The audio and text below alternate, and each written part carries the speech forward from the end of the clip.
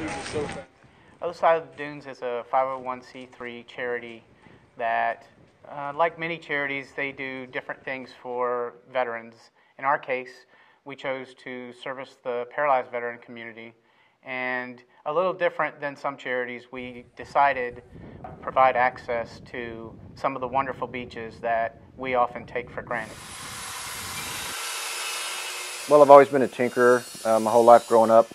Dad bought a wheelchair from the flea market that was broke and gave it to me, and I tore it apart and made something really cool out of it, you know, with these big balloon tires on it. And it was so awesome to get out there on the beach. I just decided that, you know, it'd be a good idea to try to maybe, I know most people couldn't afford to buy these, but, you know, they can definitely afford to rent them. Then that's kind of how the whole wheelchair thing spun off of that, just a junk wheelchair from the flea market. Back in 1989, I was in boot camp with a friend named Chance Blaker, and we lost touch for many years. And through the creation of social media, we were able to reconnect a few years back. I found out that he was building custom-built motorized beach wheelchairs, and he sold them as a side job in addition to working a full-time job.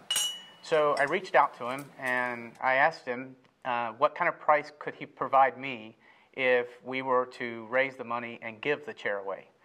And at that point, we had done none. So he called me back and said, well, I don't think you're going to raise the funds anyway, but here's your number. I'd love to see if you can pull this off.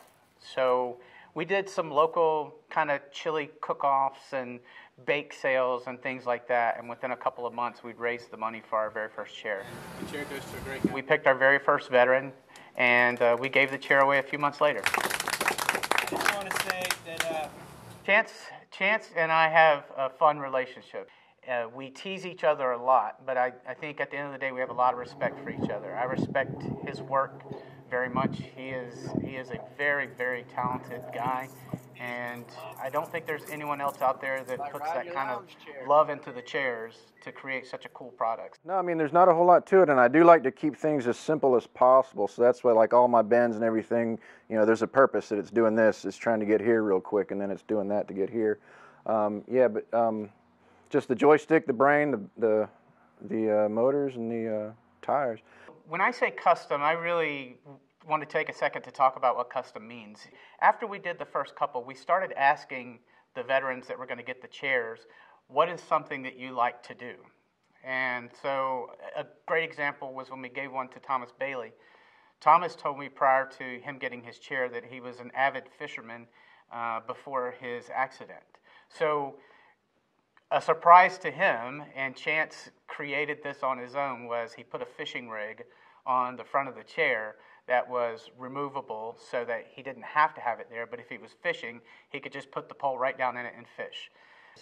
And we've put USBs on them for people that were avid music lovers so they could plug in their device and keep power. Leg lengths are different, so the carriage that they rest their legs on, that is different for each chair as well. Oh, and of course, color. You know, everyone has color preferences. Like Monica McVeigh was our first female veteran to receive one of our chairs, and she wanted a hot pink chair. And I remember when we were talking about it, thinking that's going to be the ugliest thing ever. Stunning. It turned out stunning, and it was beautiful. So a year after we gave Alan Earl his chair, we were doing a charity golf tournament to raise money for the next chair. And another Paralyzed Veterans of America veteran was the recipient of the second chair. Alan came down from Wilmington, North Carolina to help us with the tournament. He sat at the table with us and took money and, you know, sold tickets, and he spoke at the event. And it was really a touching moment at the event, and I get chill bumps every time I talk about it. So I spoke at the event, and then I asked Alan if he wanted to say a few words. And Alan came out, and he talked about being in Wilmington, looking at the beach from his apartment from this side of the dunes. He said, you guys literally put me on the other side of the dunes. And the name made sense from that second, because that was a life-changing part of his life that meant so much to him, and it just made sense that's what we called it from that point forward. That's a great story. Well, I try not to cry because I always get choked up. I wasn't going there. No, yeah. I wasn't